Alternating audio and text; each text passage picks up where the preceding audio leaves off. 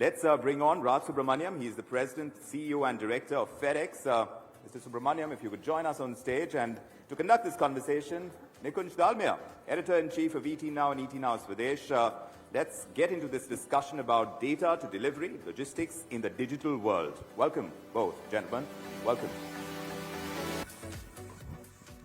Good afternoon, everybody. Raj, welcome to India. So nice to meet you in person. I'll start with a very basic question. The world is changing. It is always changing. And that's what logistics companies always thrive on, to make the maximum of the changing world. Give us a global template. How are supply chains changing? What has changed? What will change? And what should not change? Very easy question to begin with, Nikunj. Thank you for having me here today. It's great to be in Delhi again. I would just say, firstly, I want to just take a second to talk about FedEx because there's sometimes not a good understanding what we are about. As a company, we have 700 planes, we have 200,000 vehicles, we have 5,000 facilities, and more than 500,000 people. That's the kinetic system that we run in the globe every single day. The reason I mention it is not because of all the statistics, because I'm incredibly proud of the work that our people do every single day moving the world's high-value supply chain. To put it in perspective, when people talk about supply chain, the first thing when you talk about logistics, you'll see ship containers. That's the picture that you usually see everywhere. To put that in perspective, yes, 99% of the volume of goods that goes on the ship. But that other 1%, it represents 35% of the value of the goods that flow through the system. So we, on every single day, more than 15 to 16 million packages every single day that goes through our system and are continuously in motion, we get a bird's eye view on what's going on the world's high-value supply chain. And so now, yes, the supply chain patterns are changing quite dramatically. And so over the last few years, what we have done, you know, the word supply chain, by the way, 5 years ago before the pandemic, if I had actually mentioned it in this audience, you would have probably escorted me out because nobody really cared. But then in the last 5 years, it has become a boardroom conversation. So we have evolved our mission to make supply chains smarter for everyone.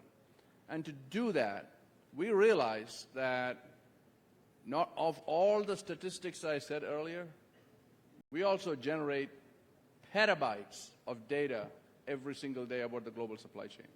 So now, over the last 5 years, we have built the infrastructure to really digitize FedEx, really build a digital twin of FedEx to see what's going on in the world supply chain. So it is changing quite dramatically, and it's not easy to describe it in any one sentence or whatever, but I think you know, different centers of manufacturing are showing up around the world. Different intermediate products are being produced and moving through the global system and going to the consumption centers differently. So all that's already happening. To put it in perspective, India represents about 2.8% of global manufacturing today. I certainly feel that there is significant upside. You know, Indian manufacturing could double, and there is, in terms of the mix of global economy. And just, you know, very eventful week this week, and I was so delighted to hear that the talk or the objective of signing an FTA with the United States and to go to a $500 billion trade goal by 2030. I've been saying this for years, that that's a huge potential. To see that now as an official target, I'm very excited about that. Raj, India has always been a service-driven economy. China always has been a manufacturing-driven economy. Post the pandemic now, the renaissance of manufacturing in India has started. The renaissance moment for Indian manufacturing has started. You said that the manufacturing will double. I said the manufacturing has got the potential to double. And I think, you know, a lot of my friends who was in manufacturing sector CEOs around the world are looking at India as an opportunity. Now, it's not a given. There's a lot of things have to happen between the vision to execution on the ground level. But I think it can be done. And we are putting our own infrastructure here in place. For example, India is our fastest growing market in the world right now. We grew more than 50% last year, and we expect to double in the next couple of years. And we just launched a new flight out of Bangalore, for example, and it was full day one. India is such an important market for us that we are sponsoring the Chennai Super Kings. I hope there are some Chennai Super Kings fans here. And so it's going to be, I expect that trend changing, and that more manufacturing comes to India. I hope manufacturing and logistics go hand in hand. They go hand in hand. So, the cost of logistics as a percentage of GDP is actually coming down in India. It's great news, but there's a lot more potential to do that. I am not a Chennai Super Kings fan. I'm a Mumbai Indian fan. And now you're going to get a tough question from me. Well, we'll go to a match together. How about that? Are you focusing on what will move within India, or are you focusing on what will move outside India, or what will move into India? Well, our main focus is connecting India to the world and world to India. One of the things that people misunderstand is what it takes to build a global network. We have spent more than 50 years putting in place a global network, and by which I mean you pick up a package in any one part of the world and get it to any other part of the world in a couple of days. That's what a global network does. People understand when it's a telephone, you can pick up the phone and call anybody. But when you do that on the physical, it's taken our company more than 50 years. That's a moat. Nobody else is going to will be able to do that. So that's what we are focused on. So when I said we opened a flight from Bangalore, the point about that is suddenly Bangalore is connected to the world and the world is connected to Bangalore. And that's the unique advantage that we have because we already had the network in place and we can just connect any point to the entire globe instantly. So that's what we are focused on, world to India and India to the world.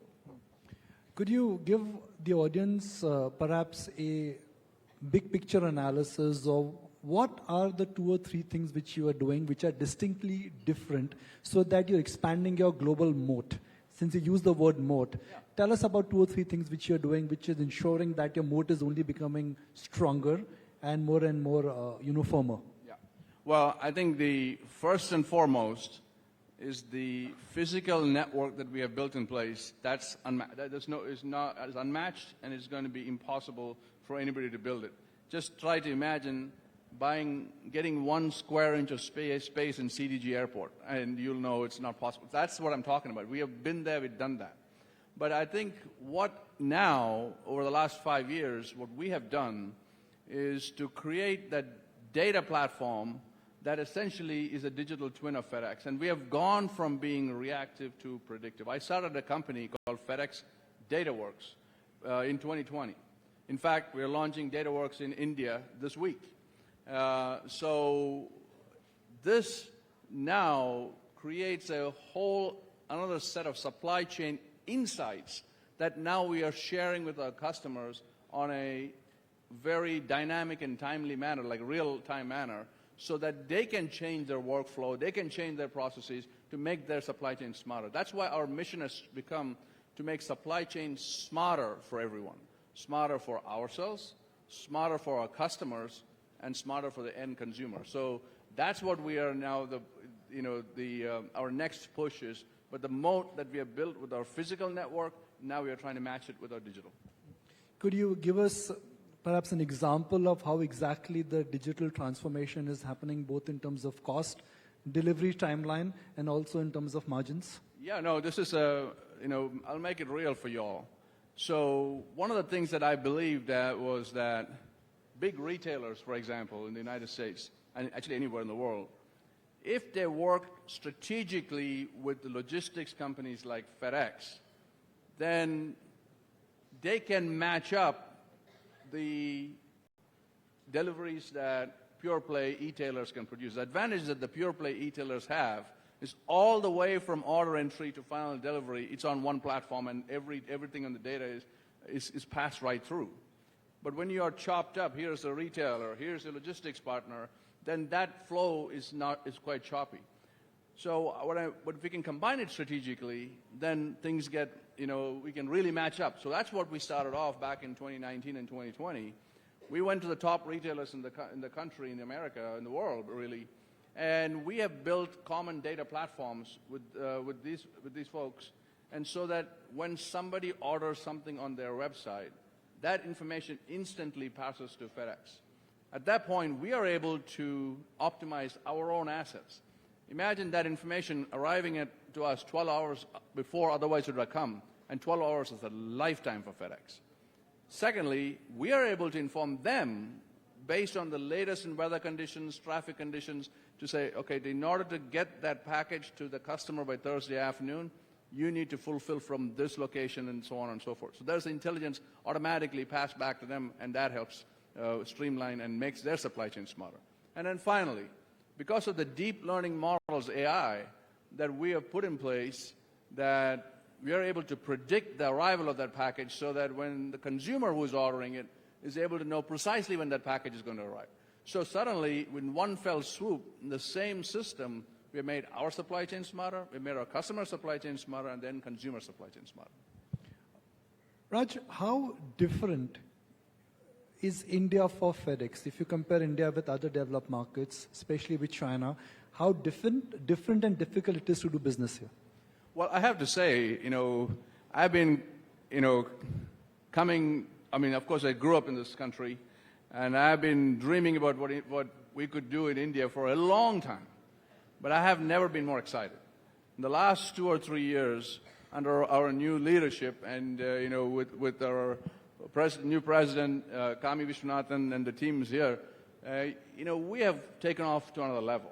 And I just see my dream starting to come true here. But it is our #1 growth market in the world today.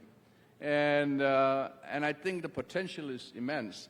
So we are, as we talked about, we expanded our flights. We have opened up innovation centers. We invested $10 million with the IITs, my alumni actually. And then we have, started Global Capability Center here. But now we want to expand and start to build a hub in India, going forward. So we are very excited about what this market holds for us because, as I said, we go where high-value manufacturing is going to go, and we see that, and especially with that and potentially an FTA with the United States, the opportunities are quite immense. We are in 2025, February 2025. Yeah. I'm going to take the clock forward and talk about February 2030.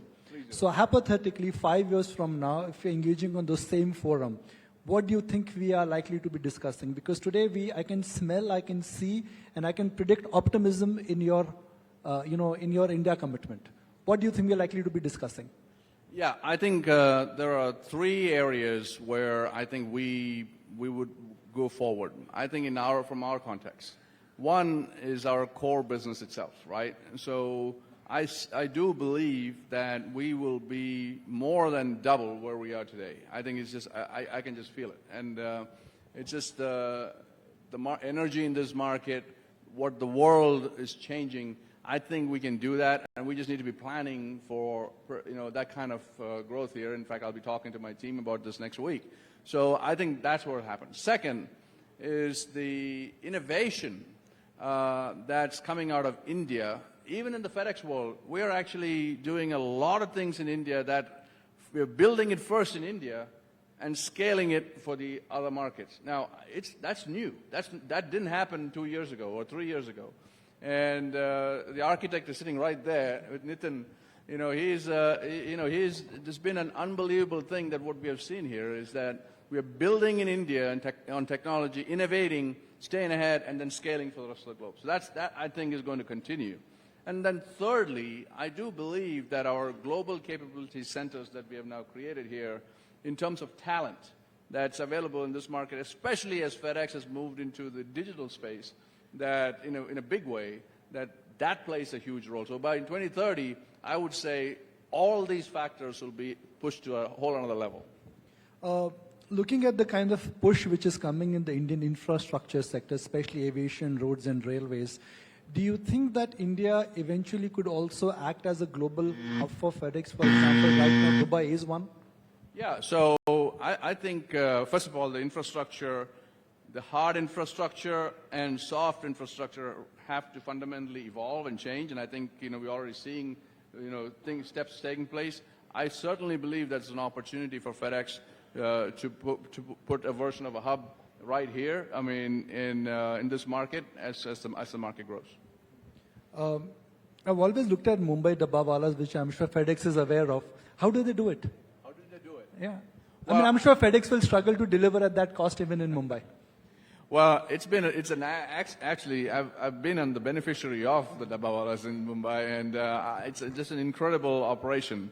And but the idea of when FedEx started moving packages back in the 70s when you opened the business, we were the first ones who invented tracking and tracing. Today you take it for granted, but we needed to figure out where a package was at every single point in time, so we invented a system, and then finally we said, hey, we need to expose that to the customer. So back in 1978, our founder said that the information about a package is as important as the package itself. Today, it sounds okay, but he said that in 1978. So we were, I guess, the original Dabbawalas of the United States. We moved, the innovation and the digital nature of our business and the technology that we started off stood us in good stead. So now when I'm talking about moving into the next level with building our digital twin and building new insights from our global supply chain, I feel very, very excited about that. So before we wrap, here's a secret. FedEx globally is also responsible. The pause is because it's a secret I'm sharing. Yeah? So FedEx globally is also responsible for moving pandas. You actually do that in China? And what is that interesting cargo you're moving in China, which you'll share with us before we wrap? Well, yes. So, one of the things in talking about U.S. and China, I'm the chairman of the U.S.-China Business Council. And between the diplomacy between U.S. and China, one of the things is the Panda diplomacy. So we're moving pandas from China to the United States and the United States to China. So we are the official FedEx Panda Express. We actually have moved more than 20 pandas, multiple flights, back and forth, and they are the beloved animals. If you go to the Washington Zoo, it's just unbelievable what you can see, and it's all over America.